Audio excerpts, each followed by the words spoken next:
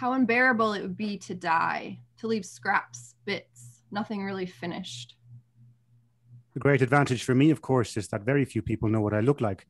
I can walk right down the street, buy a newspaper, whatever I like. It really is marvelous. I don't read newspapers, though. One day, the dog told her he wished to go out for a walk, alone. He needed, he said, a little space. Of course, said Jessica in an understanding tone. Arf, he said appreciatively. It's well documented now, so I don't suppose there's any need to go over it again. But briefly, I started out as a circus act, back end of a horse, amongst other things. Made a bit of a name for myself as a gorilla. A lot of people at the time were totally convinced. There isn't any footage of the incident, but I've spoken of it extensively. I continue to do a lot of work for gorilla charities, and I see no reason to continually apologize. The writer, she covered her face. She tore the damp stuffing out of the past and filled her fists with synonyms, flung words like confetti, like fairy tale feathers, repeating herself again and again. She believed in this way she could bring back the dead, if just this once. Out on delivery, the snow-covered driveways are marked with the tracks of cats, dogs, Audis and milkmen. I can smell the aspirational young couples on their lockdown walks from 50 yards away. They mark Jacobs their way along the lanes arm in arm, kicking leaves in their regulation black quilted jackets, skinny jeans and yoga pants. My big break was the hugely successful Larry Labrador franchise for Silver Screen Studios, a modern classic. My motion capture performance was the obvious solution if you aren't going to go down the traditional animation route to that age-old cinematic problem, the talking dog. It was actually very emotional for me because I was channeling a childhood pet. The critics have been very kind, absolutely marvelous, in fact. The mailbox that Mr. Smith made and painted gold in honour of the London Olympics in 2012 has weathered over the years. These days it is what it is, a rusty old biscuit tin with a bent lid screwed to a broken fence. He was gone for hours, and she began to worry. The day turned to night, and she worried more. She blew on the dog whistle, which she knew only his sensitive ears might hear. There was no answer. Where could he be? Performing as a turd, or a stool, or whatever you want to call it, presented me with a whole new set of challenges. A lot of actors wouldn't have gone anywhere near this. Post-evacuation, it is, of course, an inanimate object, but that isn't why I was brought in. My brief was to bring the colonic pre-evacuation stage to life, the squeezing, slipping motion, with some bending. The holes are of varying widths and of untapped depths, a matrix of shimmering vacancies, great vaults of absence. Every living being in the city of holes is held together and connected by holes. Captain of industry, captain of air, sailor, baker, mother, lover, bird, wolf, root, twig, particle and element, bird, nest.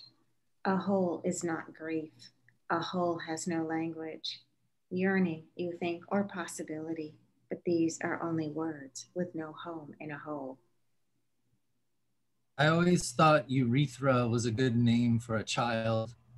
From the urgent abstraction forcing us down and turning us over, the sun acted like it was rising, and in so doing spilled into my apartment, flooding it with pink light and illuminating those tiny specks of floating debris as it fell across the bookshelf and seemed to be the sun, the light, most enamored with the rubber plant and the bright blue-orange spine of Dorothy Parker's collected poems.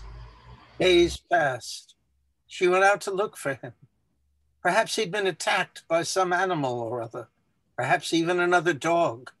She scoured the neighborhood, put ads in the local papers, went to the internet.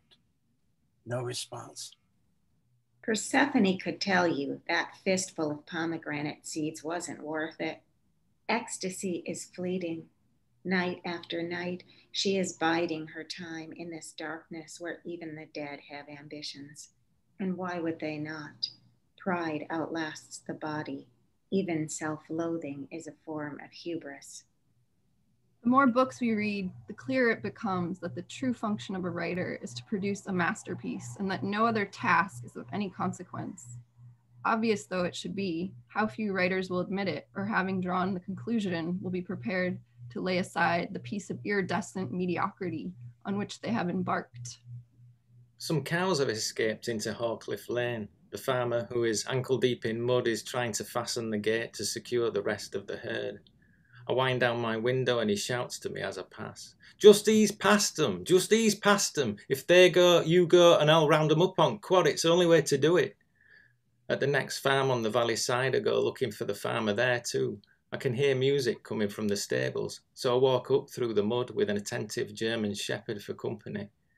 I wander in through the doors and find 6 horses listening to Philip Schofield advising them to contact WeBuyAnyCar.com.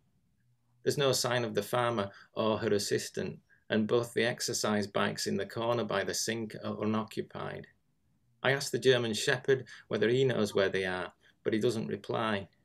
Then one day, after a week had passed, there was a scratching at the door. It was he. "Arf," he said passively, as she reached out to embrace him. "Where have you been?" she said. "I've been worried sick." At the manor house, I leave the mail on the step and weigh it down with the rock provided. I don't think I want to be buried here on this suburban lawn, though it's pleasing and the robins seem to never stop singing. Still, some secret garden would be better, a secret bar stool even. Remember when Tuli used to call robins violins, and how we let her do it for years, until she started school and her classmates drove her to conformity. And then the robins seemed less delightful, though still went on singing. I suppose they still are delightful, at once both delightful and somehow residual. How every song now is 2 songs, one the song and one the song within the song. That's where I want to be buried, in a grave that is both grave and gravely duplicitous. At Badgercroft, a plastic robin is perched on the fat bowl suspended from the bird table. "I'm sorry to have troubled you," he answered. "I've been away." "Away?" "Yes. During this week, when I've had to stand on my own 4 feet, I have reached deeply into myself. I have sought to find the dog soul that drives me, that drives my dog's body." "And did you find it?" In a city in Europe, a cemetery holds only stones with no coffins, no bodies beneath them. The stones were rehomed in order to make the original graveyard a field for athletics.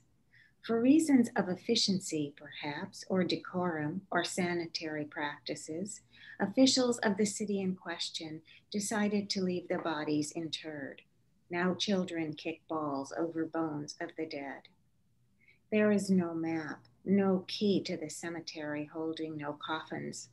Some stones are polished, carved with the letters of a language no longer in use. Some stones are wordless markers of grief. And what of the pebbles, the feathers, the bent blades of grass? I was very fortunate to be invited along to the Royal Institute of Colonoscopy to research the row. Marvelous people there, and the agility of your average lower intestine is simply astounding, I can tell you. I could see at that stage that I'd have my work cut out for me. The other change, of course, was the costume. I'd done nothing but motion capture for some years, so it was a surprise. Very old school. He had his reasons, though. It's the texture, Brett. The glisten. We can't animate that. There are times when I could be physically sick, the stuff's so low. "I believe so, yes. I have found the secret that I have tried to avoid my whole dog's life long. It is called wildness. There, out in the world, entirely on my own, relying on no one for food and service. I met a stray bitch. At first, we regarded each other with suspicion as we sniffed in dog greeting, but something about her scent intoxicated me, poisoned me, but thrilled me. I realized suddenly that my ancestors and hers were wolves, not man's or woman's best friend, but wild creatures who were unto themselves and not beholden to anyone. I thrilled to the thought sire and dam, to whelp. I'd grown too accustomed to the amenities you offered me. I'd grown too bookish. I needed to break free, to undo the leash, the umbilical cord. You have been kind to me, and I'm grateful. You have brought me into the light, but in doing so, you have made me forget the dark. You have made me forget myself. This bitch reminded me of the furious, I would almost say divine creature I was and could be again.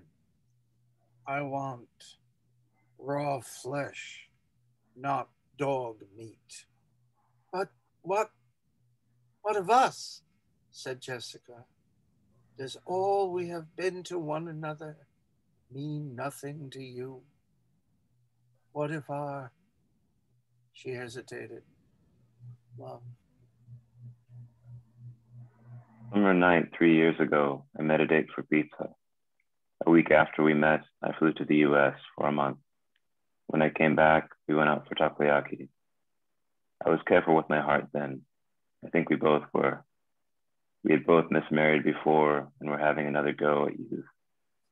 And now she's asleep in the other room with our son in her arms. How did something so fragile, left to its own fate, grow into so much of why I do anything? Every day brings a happiness I'd never known before. The nature of contentment, I think, is somewhat like short division. The search for transcendence the same. Who amongst us won't in the end transcend? After a time, the problem dissolves into its solution.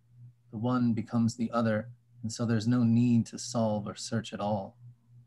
Most people on this estate have retired, and I spend much of the morning prizing open frozen letterboxes to deliver puzzler books and catalogues advertising plastic statuettes for the garden, many of which light up. The pervading odour is that of liver and onions with notes of washing powder.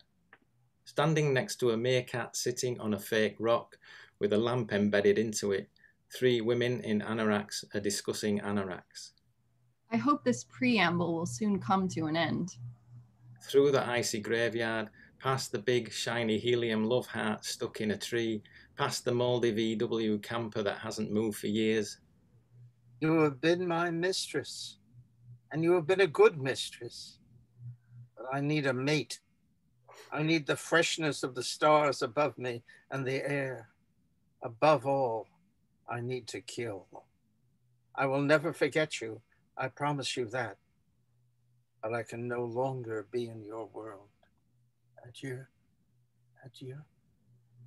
Water vapour plumes from the boiler flues of the new estate where moulded finials finish plastic sash-look Juliet windows at the house of the jet wash entrepreneur. Just another day in lockdown, says the woman who is hosing down a sheep on her front step as I open a gate. You will hear me when the moon is bright, when the air carries my cry to you. Remember me. Ah, ah. Où sont les hurlements d'antan? In Andrew Crescent, the starlings are swanny whistling in the trees. A man strides past with collar-length grey hair, long fringe swept to the left in a side parting over large black plastic-rimmed glasses. He wears a big beige anorak, grey flannels and hush puppies. Maybe he's on his way to the Crucible Theatre to watch the snooker in 1979, or perhaps he's going to interview Ingemar Stenmark on a Sony Trinitron with a collection of Wade Whimsies on the top. She would follow him into the night. She would get him back. She tasted the blood that flowed from her hand. All of her senses glowed. She would murder the bitch that took him from her. She tore off her clothes and felt the fur between her legs. Moonlight was in the window and beckoned. I am no longer human. The starlings fly off over the garden gravestone of our faithful friend Mickey, who died in 2002.